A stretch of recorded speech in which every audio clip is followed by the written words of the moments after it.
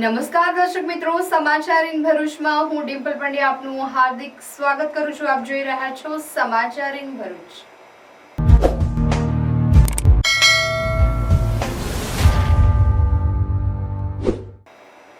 હવે નજર કરીએ આજના મુખ્ય સમાચાર પર.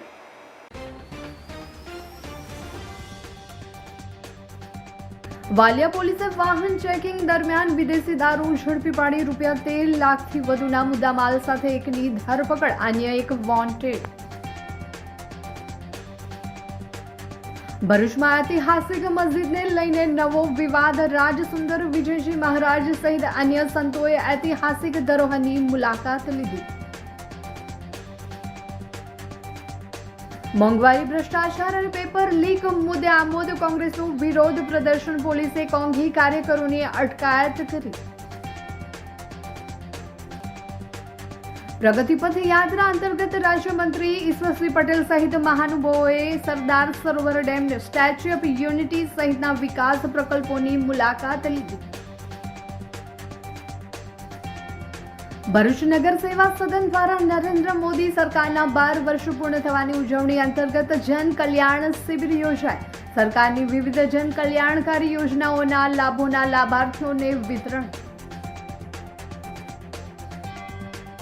ભરૂચમાં ચોકચારી ડબલ મર્ડર કેસનો મામલો. પુત્રવધુ પર ચારિત્રની શંકા કરીને છૂટાછેડા માટે દબાણ કરાતું હતું. ડોક્ટર યુસુફ જૈનુલના સસરાએ હત્યાના આરોપી વેવાઈ સામે ફરિયાદ નોંધાવી.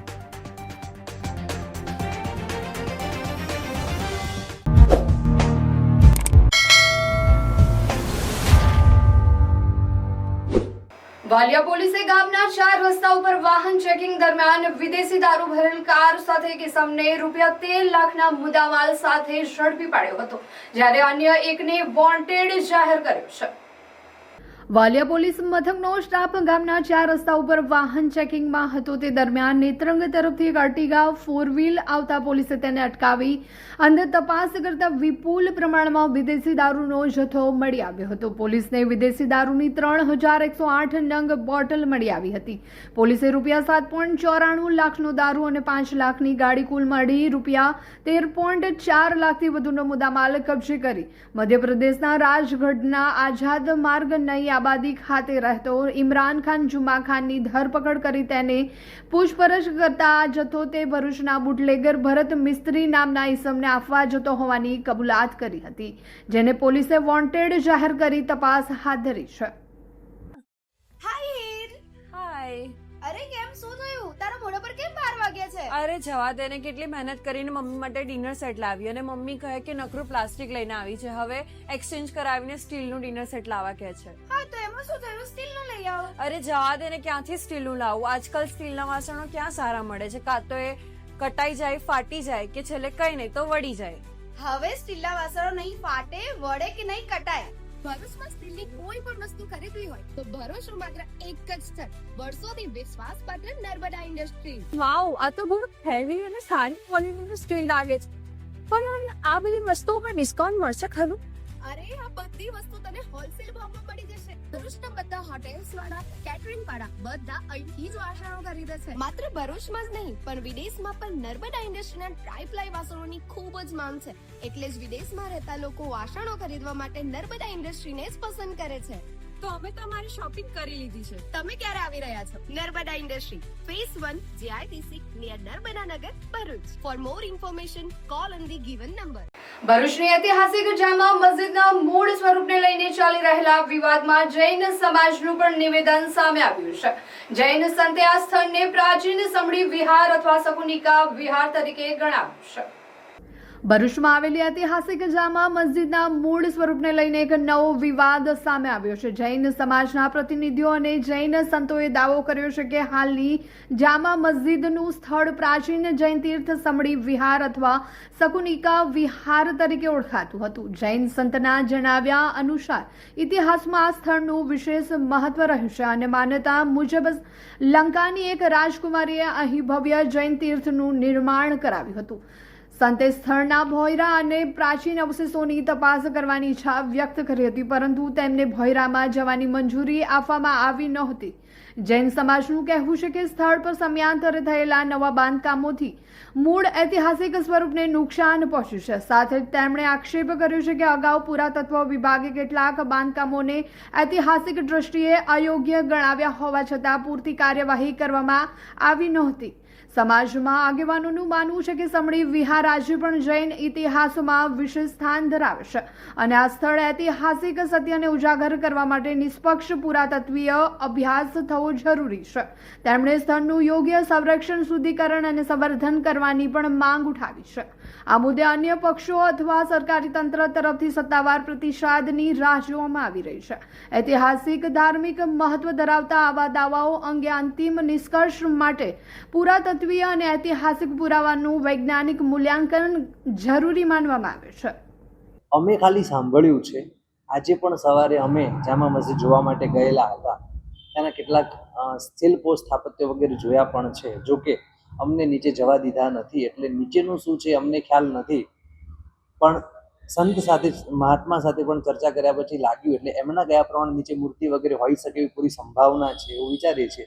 છતાં આ બાબતમાં અમે વિશેષ કંઈ જણાવતા નથી. પુરાતત્વ ખાતું એમના સાથેનું આ સ્થાન છે, એમની સાથે જોડાયેલું છે.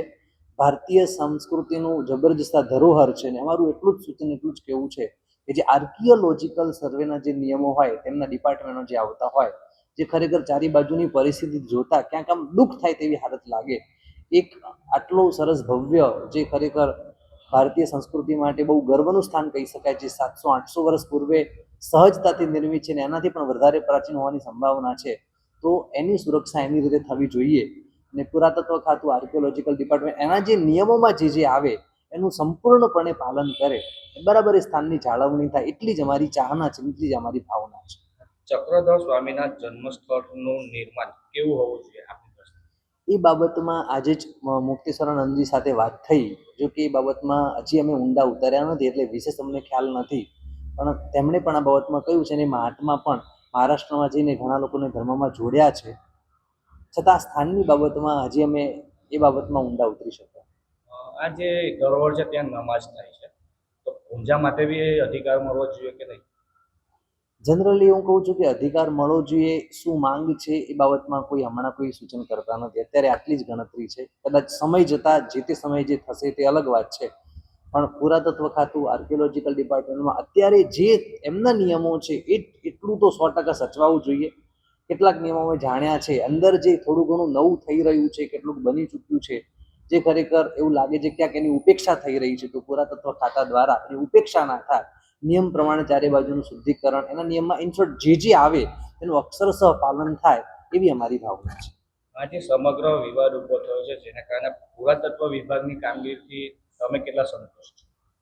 પુરાતત્વ વિભાગે શું કર્યું એ હજી કદાચ અમારા ધ્યાનમાં નથી, પણ એટલું ચોક્કસ કહી શકીએ કે તેઓ ભવિષ્યમાં આગળ જતા એમના નિયમોને અધીન રહીને પ્રોપર ધ્યાન આપશે, એટલો અમે વિશ્વાસ રાખીએ છીએ. છેલ્લો સવાલ છે, જેમાં આ લડતનું પરિણામ શું હોવું જોઈએ? સાચું કોણ? કદાચ મારા હિસાબે સાચું કોણ, ખોટું કોણ, આ એ જવાબ નથી. એ જવાબ તો તટસ્થતાથી બરોબર મધ્યસ્થ રહીને સરકાર જ્યારે આપશે, અંદરના ભૂગર્ભ વગેરેનું પ્રોપર રિસર્ચ થાય, એક કલા કોતરણીઓ જોવા માટે આવે, ખરેખર વાસ્તવિકતા શું છે એનું તથ્યાન્વેષણ પ્રોપર બરોબર સમજદારીપૂર્વક સરકાર જ લે, એટલે શું સાચું શું ખોટું એ જવાબ કદાચ અમે આપતા નથી, પણ અમને વિશ્વાસ છે સરકાર જ્યારે આનો પણ જવાબ આપશે તટસ્થતાથી, આનકર જે હશે એ સાચો જ હશે અને સત્યને પકડીને સરકાર આગળ વધશે, એવો અમારો વિશ્વાસ છે. સરકાર અમારા વિશ્વને પ્રોપર બરાબર ધ્યાનમાં લઈને આગળ વધશે, એવી અમારી ભાવના છે. જિંદગી તો દરેક માણસ જીવે છે, પણ એ જિંદગીને આલિશાન અંદાજમાં જીવવી એ નસીબદારોના જ હાથમાં હોય છે. હવે સમય છે ઓર્ડિનરી છોડીને એક્ઝોટિક જીવનનો, કારણ કે ભરૂચના આંગણે આદ્યા રિયલ્ટી લઈને આવ્યું છે Adya Exotica.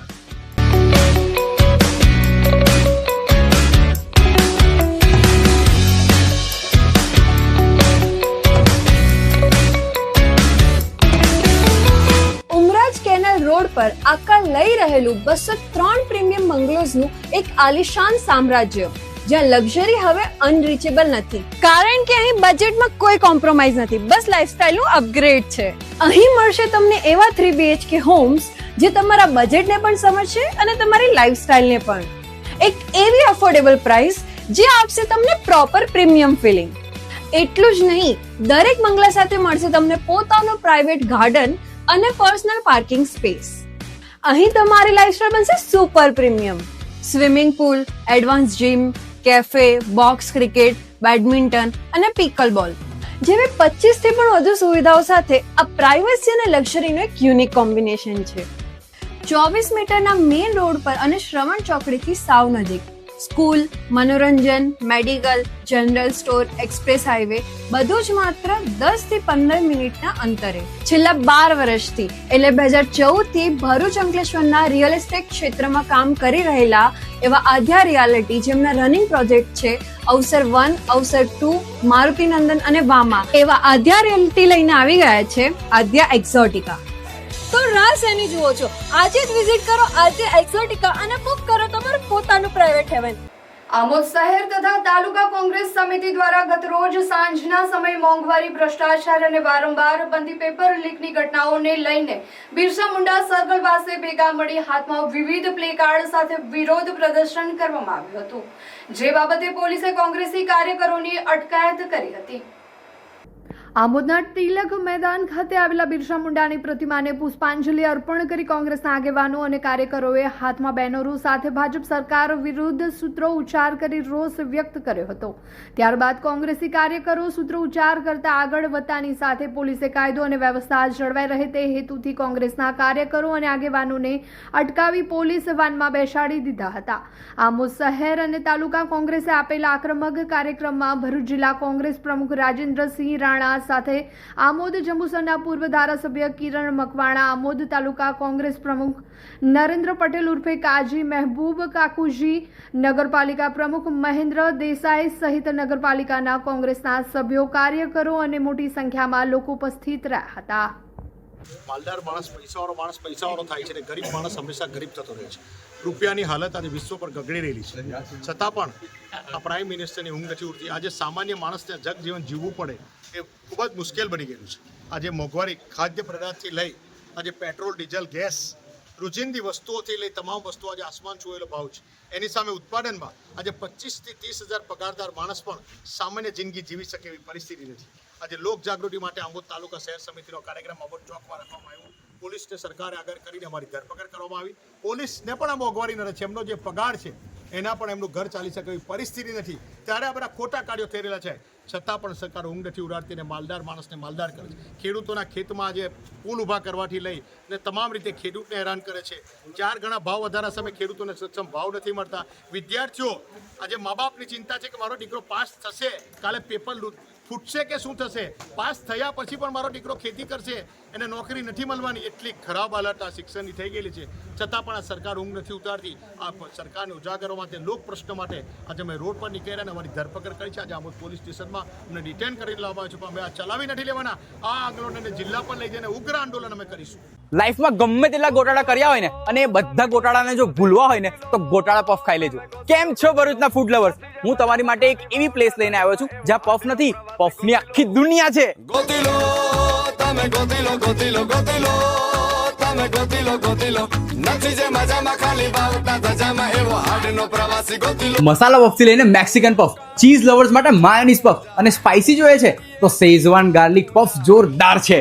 Regular, butter, liquid cheese કે પ્રોસેસ ચીઝ, તમે જે કહો એવી સ્ટાઇલમાં પફ બનશે. અને આ તો ખાલી શરૂઆત છે. અહીંયા puff pizza, burger, French fries, brownie with ice cream, choco brownie, આ બધું એક જ જગ્યાએ. પફ હાઉસમાં તમે આટા મારીને થાકી જશો, પણ પફ હાઉસમાં પફની વેરાયટીઝ ક્યારેય નહીં થાકે. કેમ કે ચીઝ હોય કે સ્પાઇસ, પફ હાઉસમાં છે બધું જ નાઇસ.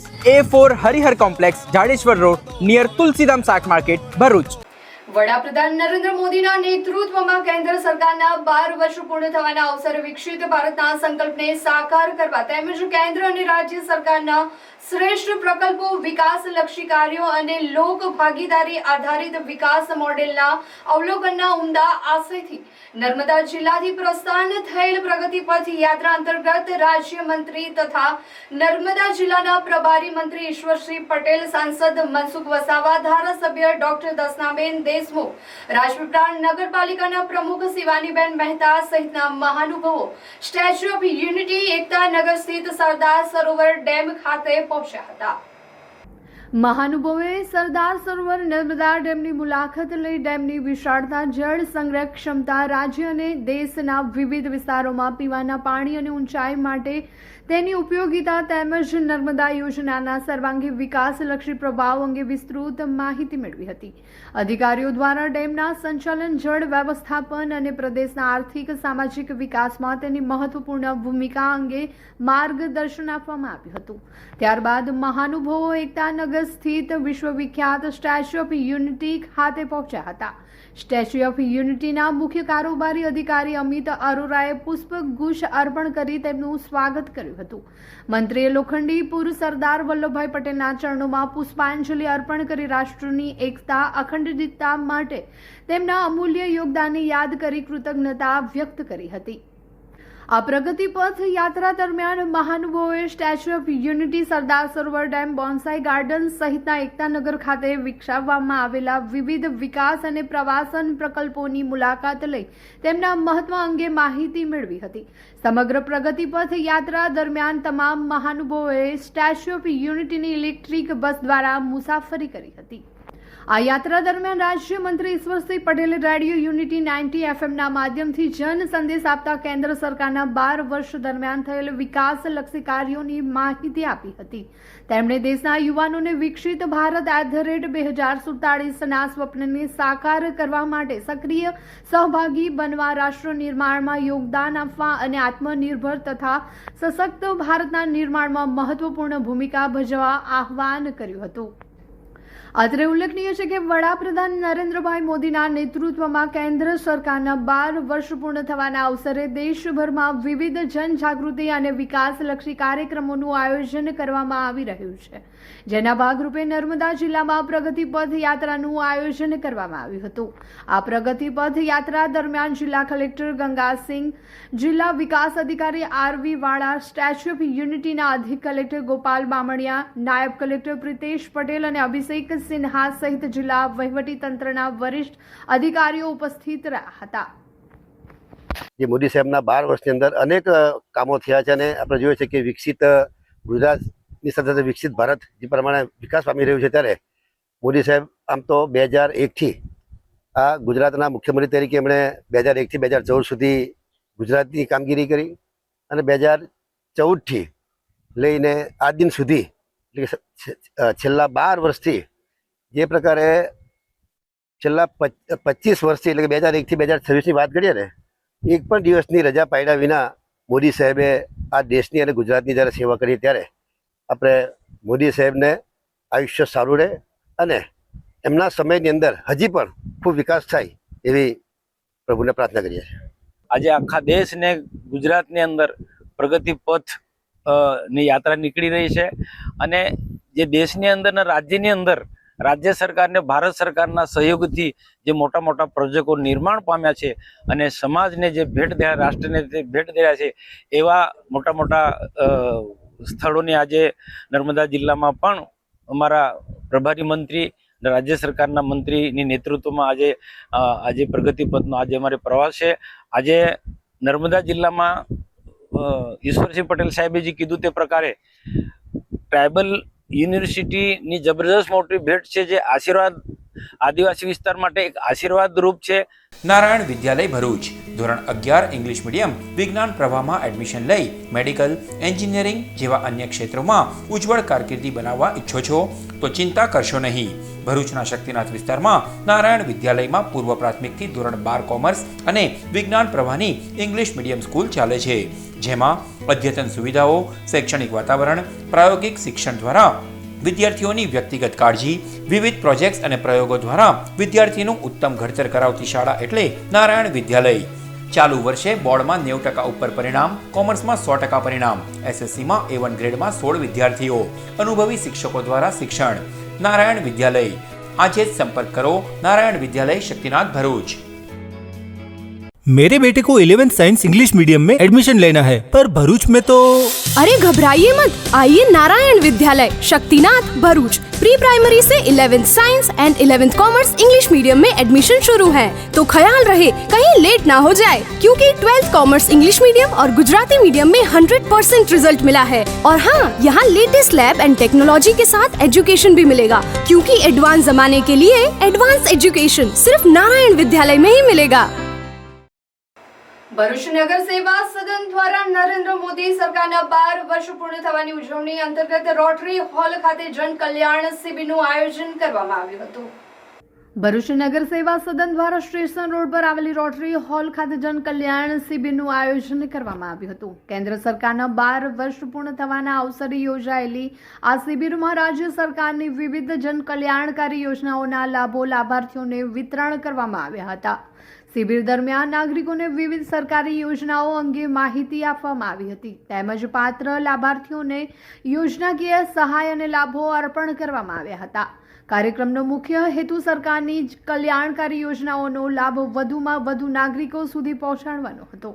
આ પ્રસંગે નગરપાલિકા પ્રમુખ દેવેન્દ્ર વસાવા, ચીફ ઓફિસર હરીશ અગ્રવાલ સહિત નગર સેવા સદનના અધિકારીઓ, પદાધિકારીઓ અને મોટી સંખ્યામાં નાગરિકો ઉપસ્થિત રહ્યા હતા। ઉપસ્થિત મહાનુભાવોએ સરકારની વિવિધ યોજનાઓનો લાભ લેવા માટે નાગરિકોને પ્રોત્સાહિત કર્યા હતા। જે ઉપસ્થિત લાભાર્થીઓ અને જાહેર જનતા છે એમને સરકારશ્રીની જુદી જુદી વ્યક્તિગત લાભની યોજનાઓ વિશે માહિતગાર કરવામાં આવી રહ્યા છે। સાથે સાથે જુદા જુદા ડિપાર્ટમેન્ટના અધિકારીઓ પોતપોતાની યોજનાઓની વિગતો, લાગુ પડતા ફોર્મ અને બીજી વિગતો સાથે અત્રે ઉપસ્થિત છે। અહીં જે લાભાર્થીઓ છે અને જે લાભ મળવા પાત્ર છે એ લોકોનું રજિસ્ટ્રેશનની પણ કામગીરી ચાલુ છે। સાથે સાથે જે કોઈ મહાનુભાવો અહીં અત્રે ઉપસ્થિત છે એમના હસ્તે જે લાભાર્થીઓના લાભ મંજૂર થયેલા છે એવી યોજનાઓ જેવી કે PM સ્વનિધિ યોજના, PM સૂર્યઘર યોજના, વયવંદના યોજના, વિધવા સહાય યોજના તેમજ શિક્ષણ વિભાગની પણ અન્ય યોજનાઓના લાભો જે લોકોના મંજૂર થયા છે એ લોકોને અહીં સ્થળ ઉપર લાભ પણ વિતરણ કરવામાં આવ્યા છે। જે સરકારની યોજનાઓ હતી એના માટે અમે માહિતગાર કરવામાં આવ્યા।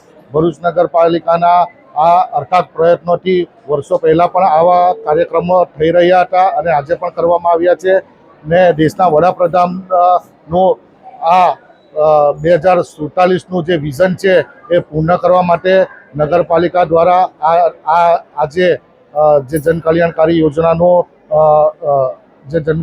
યોજનાનું શિબિરનું આયોજન કરવામાં આવ્યું એ બદલ હું અભિનંદન પાઠવું છું અને ભરૂચની જનતા આનો લાભ લે એ માટે અમે આગ્રહ કરીએ છીએ।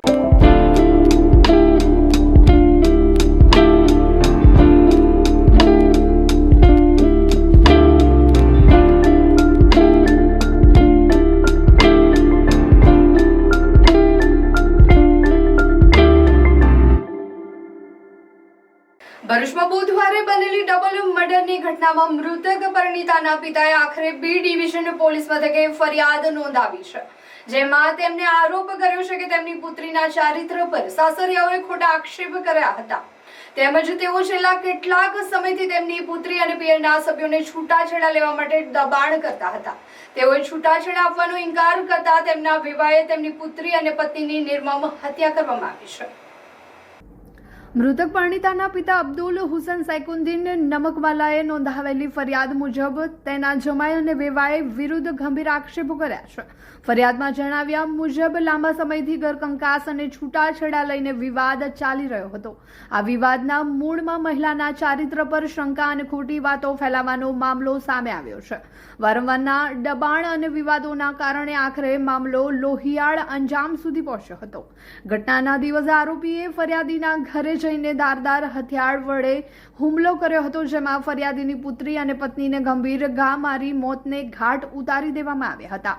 હુમલાખોરે પોતે પણ ઈજા પહોંચાડી હોવાનું ફરિયાદમાં ઉલ્લેખ કરવામાં આવ્યો છે। ઘટનાની જાણ થતાં જ પોલીસ વિભાગ હરકતમાં આવ્યું હતું અને સ્થળ પર પહોંચીને તપાસ શરૂ કરી હતી. પોલીસે આરોપી વિરુદ્ધ ગંભીર કલમો હેઠળ ગુનો નોંધીને કાયદેસરની કાર્યવાહી હાથ ધરી છે. ફોરેન્સિક પુરાવા અને સાક્ષીઓના નિવેદનોના આધારે આ સમગ્ર ઘટનાની સઘન તપાસ પોલીસ દ્વારા કરવામાં આવી રહી છે. આ હાલ મામલાની તપાસ પોલીસ સ્ટેશનના જવાબદાર અધિકારી દ્વારા કરવામાં આવી રહી છે. કાયદાકીય પ્રક્રિયાના ભાગરૂપે આરોપીની પૂછપરછ અને પુરાવા એકત્રિત કરવાની કામગીરી પોલીસ દ્વારા ચાલી રહી છે. ભરૂચ જિલ્લાનું દહેજ સ્પેશિયલ ઇકોનોમિક ઝોન સેઝ દેશના અગ્રણી ઔદ્યોગિક અને નિકાસ કેન્દ્રોમાં સ્થાન પામ્યું છે. છેલ્લા 12 વર્ષમાં ભારતીય અર્થતંત્રમાં આવેલા પરિવર્તનના ભાગરૂપે દહેજ સેઝે નોંધપાત્ર વિકાસ સાધ્યો છે. દહેજ સેઝના વિકાસ કમિશનર અનુપમ કુમારે વિડીયો પ્રેઝન્ટેશનમાં જણાવ્યું હતું કે કેન્દ્ર સરકારની ઉદ્યોગલક્ષી અને નિકાસમુખી નીતિઓના કારણે સેઝે અભૂતપૂર્વ વિકાસ હાંસલ કર્યો છે. તેમણે ઉમેર્યું છે કે દહેજ સેઝ દ્વારા PCPIR વિસ્તારમાં દેશના વડાપ્રધાન નરેન્દ્ર મોદીના નેતૃત્વ હેઠળ છેલ્લા 12 વર્ષમાં ભારતના અર્થતંત્રમાં નોંધપાત્ર પરિવર્તન આવ્યું છે. આ પરિવર્તનના પ્રતિબિંબ રૂપે ભરૂચ જિલ્લાના દહેજ સ્થિત સ્પેશિયલ ઇકોનોમિક ઝોન સેઝે પણ વિકાસની નવી ઊંચાઈઓ સર કરી છે. દહેજ સેઝ આજે માત્ર ગુજરાત જ નહીં પરંતુ દેશના અગ્રણી ઔદ્યોગિક અને નિકાસ કેન્દ્રોમાં સ્થાન મેળવી રહ્યું છે. દહેજ સેઝના વિકાસ કમિશનર અનુપમ કુમારે વિડીયો પ્રેઝન્ટેશન દરમિયાન જણાવ્યું હતું કે કેન્દ્ર સરકારની ઉદ્યોગલક્ષી નિકાસમુખી નીતિઓના કારણે દહેજ સેઝે અભૂતપૂર્વ વિકાસ હાંસલ કર્યો છે. તેમણે જણાવ્યું છે કે દહેજ સેઝ દ્વારા PCPIR વિસ્તારમાં ઔદ્યોગિકરણને ગતિ મળી છે અને ભરૂચ જિલ્લો એક વૈશ્વિક વેપારના નકશા પર વધુ મજબૂત રીતે ઉભરી રહ્યો છે. દહેજ સેઝ હાલમાં સ્પેશિયાલિટી કેમિકલ્સ, ફાર્માસ્યુટિકલ્સ, પેટ્રોકેમિકલ્સ અને એન્જિનિયરિંગ ગુડ્સ જેવા ક્ષેત્રોમાં કાર્યરત 74 ઔદ્યોગિક એકમો ધરાવે છે.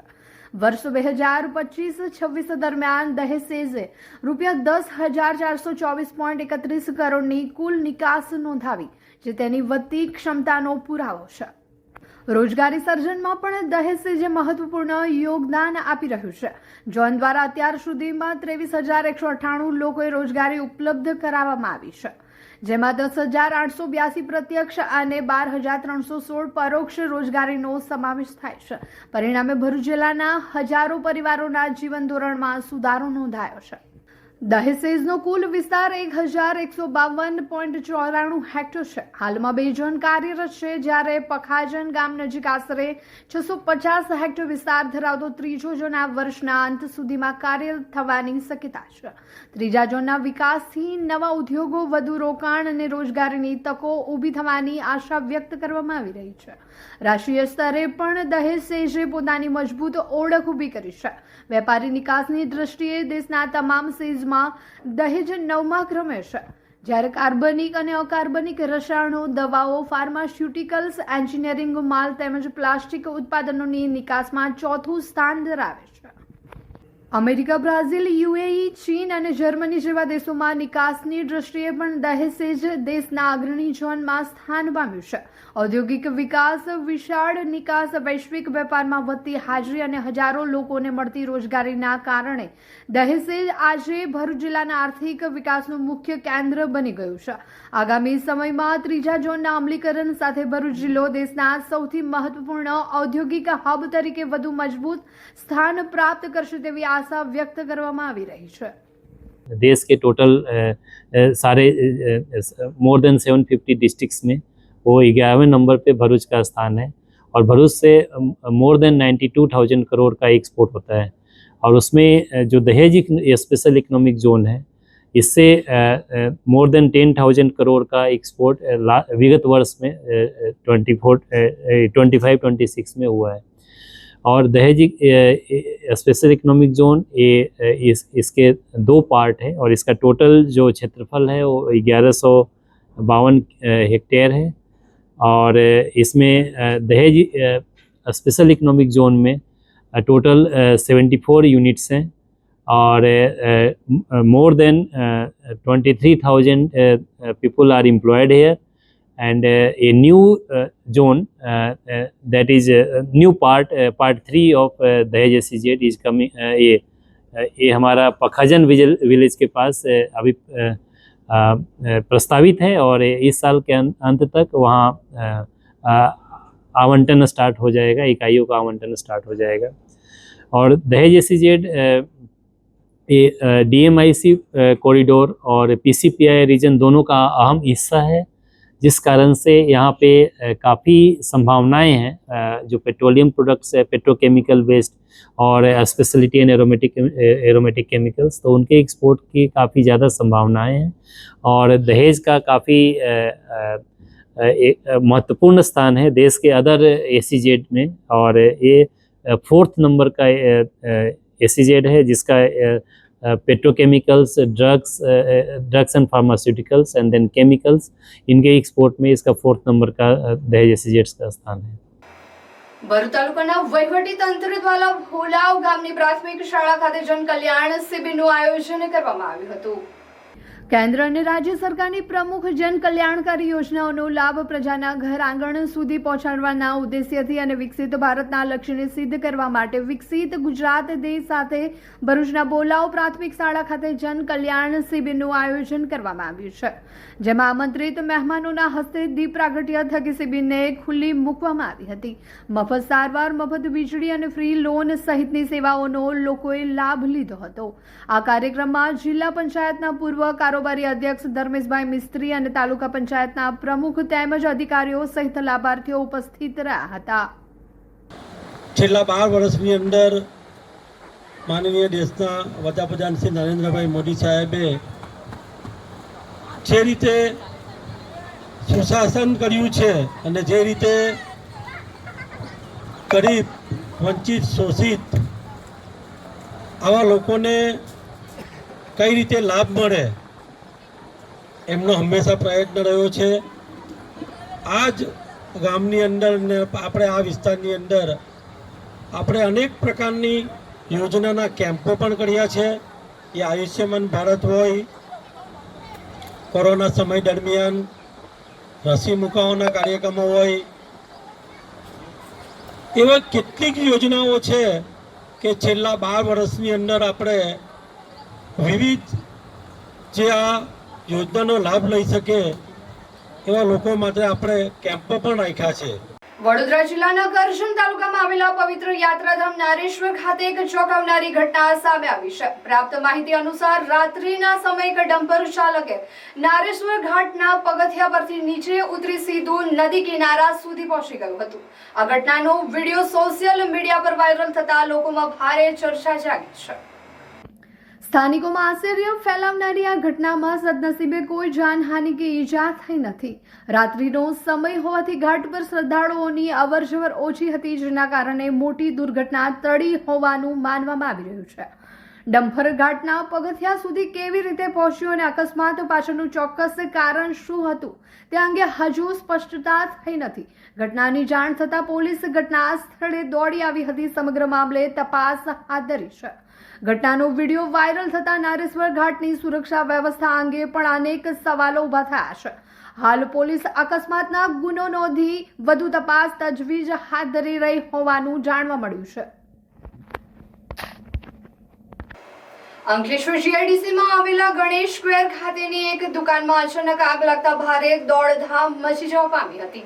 આગ લાગતા દુકાનમાંથી ધુમાડાના ગોટે ગોટા નીકળતા આસપાસના વેપારીઓ અને સ્થાનિકોમાં ભયનો માહોલ સર્જાયો હતો।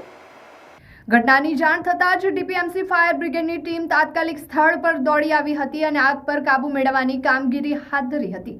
ફાયર વિભાગના જવાનોએ ભારે જહેમત બાદ આગને અન્ય દુકાનો સુધી ફેલાતી અટકાવવાનો પ્રયાસ કર્યો હતો અને ભારે જહેમત બાદ આગ પર કાબુ મેળવ્યો હતો।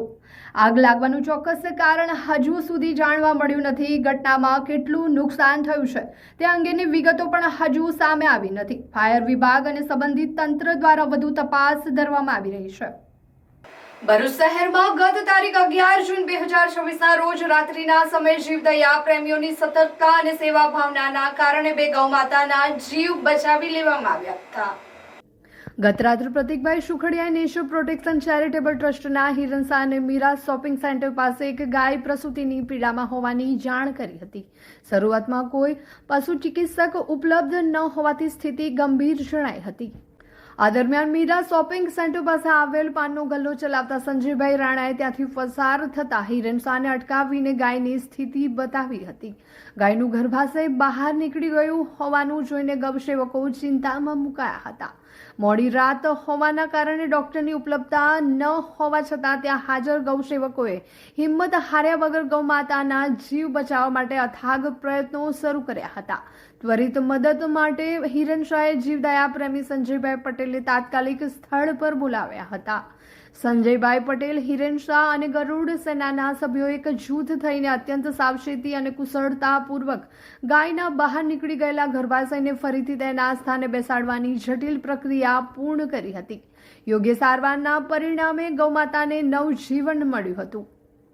આ ઘટના બાદ તરત જ ગૌસેવકોને બીજો કોલ અયોધ્યા નગરમાંથી આવ્યો હતો. સંતોષી માતાના મંદિર પાસે ગાય છેલ્લા એક દિવસથી બિસ્માર અવસ્થામાં પડી હતી અને ઊભા થવા માટે અસમર્થ હતી. પ્રથમ ઘટના સફળતાપૂર્વક પાર પાડ્યા બાદ આ સેવકોની ટીમ તાત્કાલિક તે સ્થળે પહોંચી હતી અને બિસ્માર ગૌમાતાને પ્રાથમિક સારવાર આપી હતી. સેવકોની મહેનત રંગ લાવી ગૌમાતા સ્વસ્થ થઈને પોતાના પગે ચાલતી થઈ ગઈ હતી. ગૌસેવકોની આ માનવતાભરી અને નિસ્વાર્થ સેવાની સ્થાનિક રહીશોએ મુક્ત કંઠે પ્રશંસા કરી હતી. મોડી રાત્રે પણ દોડી આવીને ગૌમાતાના જીવ બચાવનાર હિરેનશાહ, સંજયભાઈ પટેલ અને ગરુડ સેનાની સમગ્ર ટીમના સેવા કાર્યથી ભરૂચના ગૌ પ્રેમીઓમાં આનંદની લાગણી પ્રસરી હતી. આ ઘટના ફરી એકવાર પુરવાર કરે છે કે સાચી સેવા અને મનોબળથી ગમે તેવી મુશ્કેલીને પણ પાર કરી શકાય છે. ભરૂચના કોલેજ રોડ પરની સોસાયટીના રહેણાંક વિસ્તારમાં સાહુડી દેખાતા જીવદયા પ્રેમીઓ દ્વારા રેસ્ક્યુ કે વન વિભાગને સોંપવામાં આવી હતી. ભરૂચ શહેરના કોલેજ રોડ વિસ્તારમાં આવેલી સરદાર પટેલ સોસાયટીમાં ગુરુવારે રાત્રે એક સાહુડી નજરે પડતા સ્થાનિક રહેવાસીઓમાં કુતૂહલ સાથે ચિંતાનો માહોલ સર્જાયો હતો. ઘટનાની જાણ તાત્કાલિક નેચર પ્રોટેક્શન ચેરિટેબલ ટ્રસ્ટના સભ્યોને કરવામાં આવી હતી. માહિતી મળતા જ નેચર ક્લબના યોગેશ મિસ્ત્રી અને તેમની ટીમ ઘટના સ્થળે દોડી આવી હતી. ટીમે સાવચેતીપૂર્વક કામગીરી હાથ ધરી સાહુડીનું સફળ રેસ્ક્યુ કર્યું હતું. રેસ્ક્યુ બાદ સાવડીને સુરક્ષિત રીતે પકડીને વન વિભાગના અધિકારીઓને સોંપવામાં આવી હતી. વન વિભાગ દ્વારા સાવડીને તેના કુદરતી નિવાસસ્થાનમાં છોડવાની કાર્યવાહી હાથ ધરવામાં આવશે. નેચર ક્લબના સભ્યોએ લોકોને અપીલ કરી છે કે જંગલી પ્રાણીઓ રહેણાંક વિસ્તારમાં દેખાય ત્યારે તેમને નુકસાન પહોંચાડવાના પ્રયાસ ન કરવા અને તાત્કાલિક વન વિભાગ અથવા રેસ્ક્યુ ટીમનો સંપર્ક કરવો. સ્થાનિકોએ પણ રેસ્ક્યુ ટીમની ઝડપી કામગીરીની પ્રશંસા કરી હતી. ભરૂચ એસઓજીની ટીમે વાલિયા નેત્રંગ પંથકમાં સોલાર કેબલ ચોરીના 5 ગુનામાં વોન્ટેડ 2 આરોપીઓને ઝડપી પાડ્યા છે. ભરૂચ જિલ્લામાં કાયદો અને વ્યવસ્થાની સ્થિતિ સુદૃઢ રાખવા તેમજ અસામાજિક પ્રવૃત્તિઓ પર લગામ લગાવવા માટે પોલીસ તંત્ર દ્વારા સતત વોચ રાખવામાં આવી રહી છે. આ અભિયાન અંતર્ગત જિલ્લાના વિવિધ ગુનાઓમાં સંડોવાયેલા અને લાંબા સમયથી નાસ્તા ફરતા આરોપીઓને ઝડપી પાડવા માટે વિશેષ સૂચનાઓ આપવામાં આવી હતી.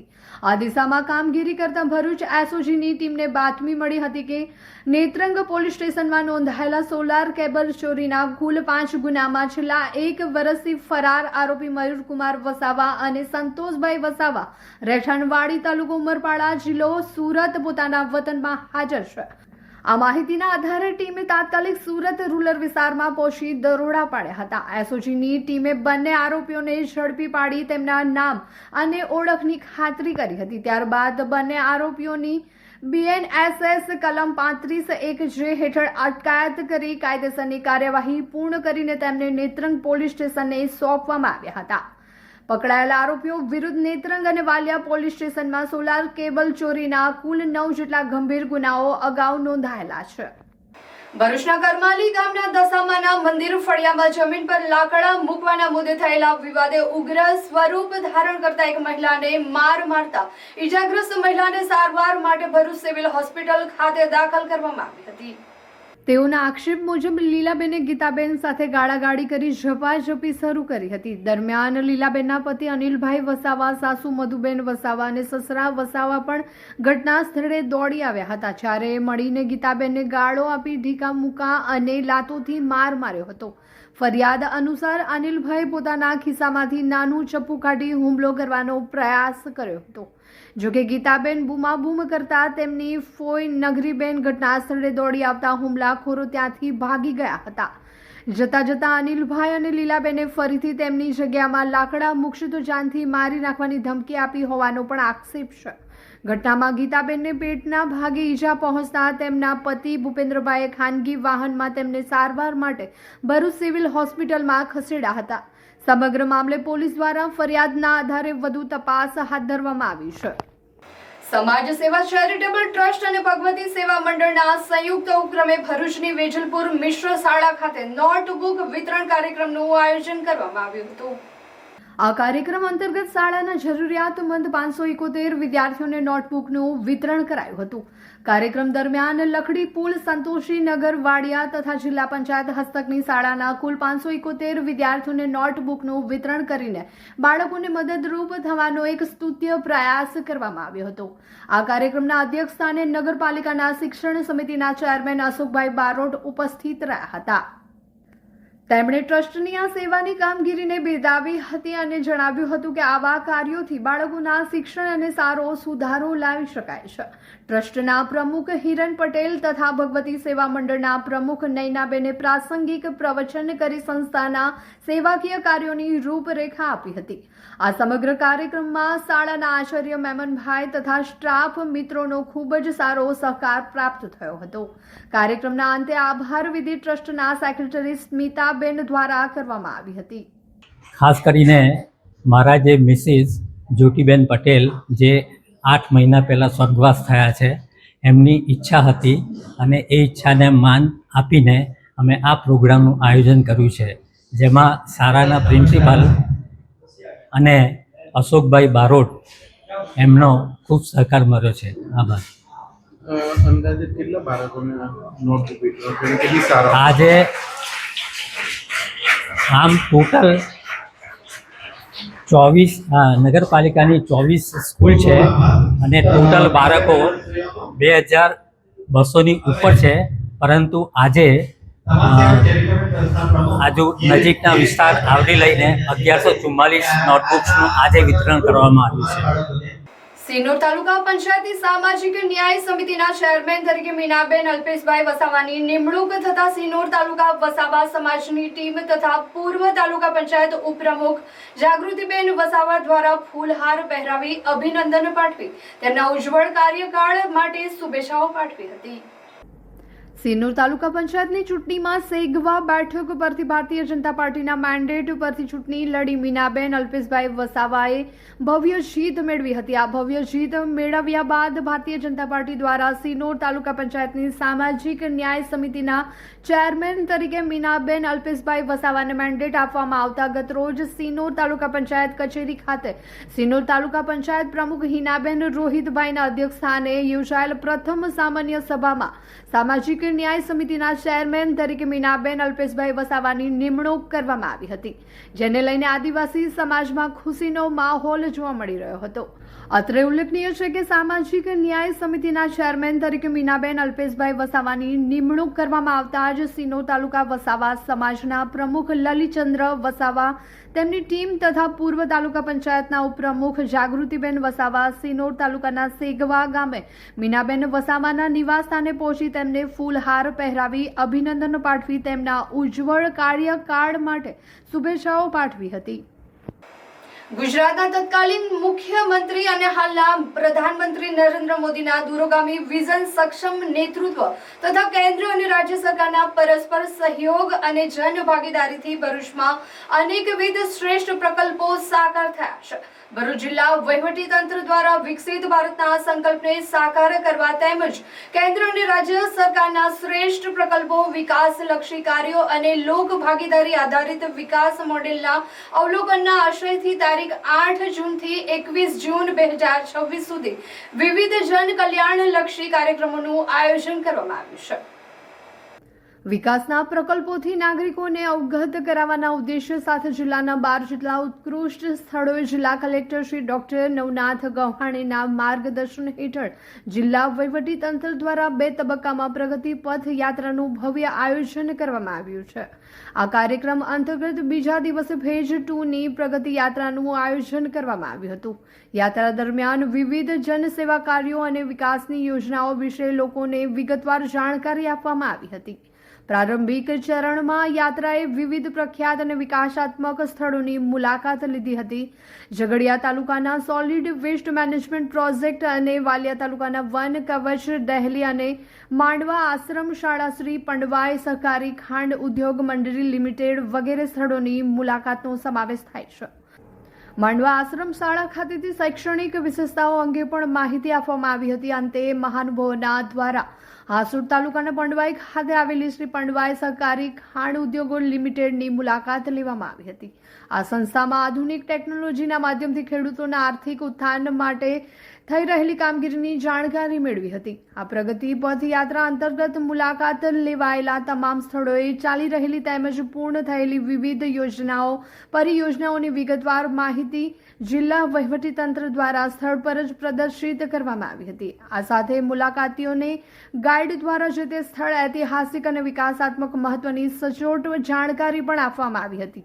તેમજ નાગરિકોની સુવિધા માટે સ્થળ પર સાહિત્ય પણ ઉપલબ્ધ કરાવવામાં આવ્યું હતું. નોંધનીય છે કે આ પ્રગતિ પથ યાત્રાના બીજા તબક્કામાં અધિકારીઓ અને અગ્રણીઓ, શાળા કોલેજોના વિદ્યાર્થીઓ, પ્રતિષ્ઠિત નાગરિકો અને સમાજના વિવિધ વર્ગના લોકો જોડાઈને આ વિકાસ યાત્રાના સહભાગી બન્યા હતા.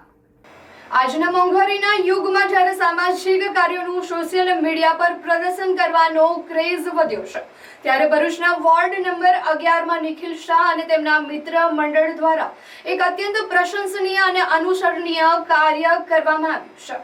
કોઈ પણ પ્રકારના દેખાડા કે પ્રસિદ્ધિની લાલસા વગર વિદ્યાર્થીઓના આત્મસન્માનને પ્રાથમિકતા આપીને 440 થી વધુ જરૂરિયાતમંદ વિદ્યાર્થીઓને શૈક્ષણિક સામગ્રી એવા ચોપડાનું વિતરણ કરવામાં આવ્યું હતું.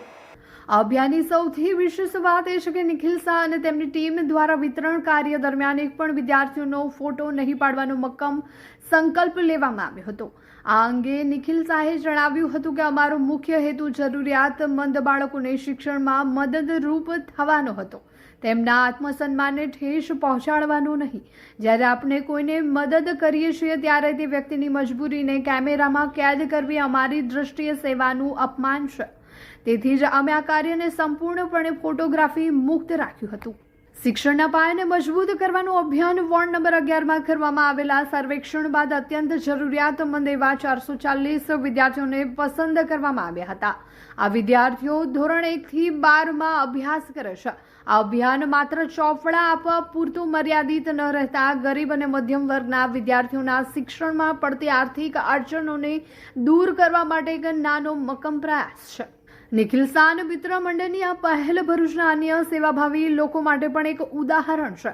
કોઈ પણ જાતના જાહેરાત કે આર્થિક લાભની અપેક્ષા વગર માત્ર શિક્ષણના ઉચ્ચ આદર્શોને વરેલી આ ટીમે સાબિત કરી દીધું છે કે પરિવર્તન લાવવા માટે મોટા મંચની નહીં પણ મોટા હૃદયની જરૂર હોય છે. આ નિસ્વાર્થ સેવા કાર્યના સમાપન સમયે ટીમના તમામ સભ્યોએ એક સંતોષની લાગણી અનુભવી હતી કે કોઈ પણ પ્રકારના ફોટા કે પ્રસિદ્ધિ વિના કરેલું આ કાર્ય ખરા અર્થમાં વિદ્યાર્થીઓના શિક્ષણમાં સાચું યોગદાન બની રહેશે. ભરૂચના નાગરિકો દ્વારા યુવાનોના સંકલ્પને વ્યાપક સમર્થન અને આશીર્વાદ મળી રહ્યા છે.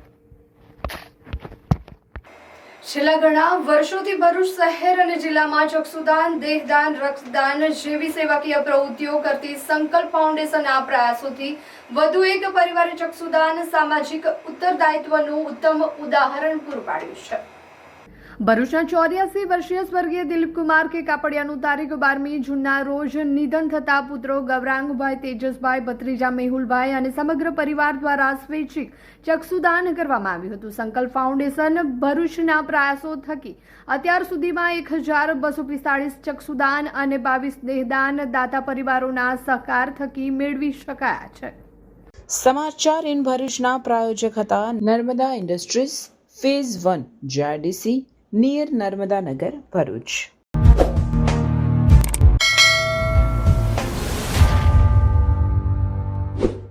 સમાચાર પૂર્ણ કરતા પહેલા ફરી એક નજર કરીએ આજના મુખ્ય સમાચાર.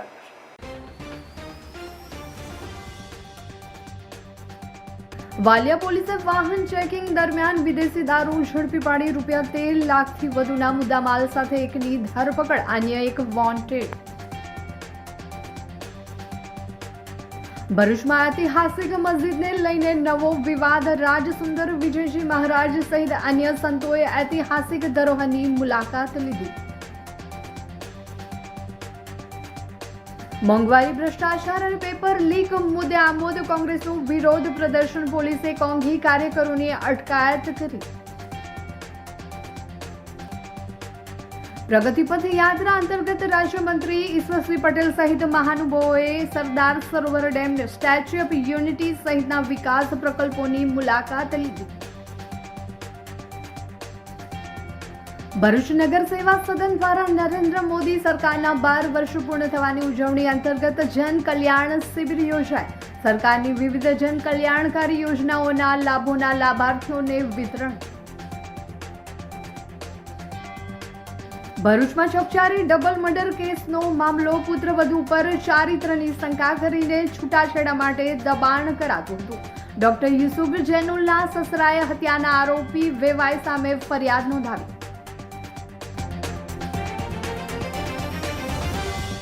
તો આ હતા આજના સમાચાર. આવતીકાલે નવા સમાચારો લઈને આપણા સમક્ષ પુનઃ ઉપસ્થિત થઈશું. ત્યાં સુધી સમાચાર ઇન ભરૂચની ટીમને રજા આપશો. નમસ્કાર.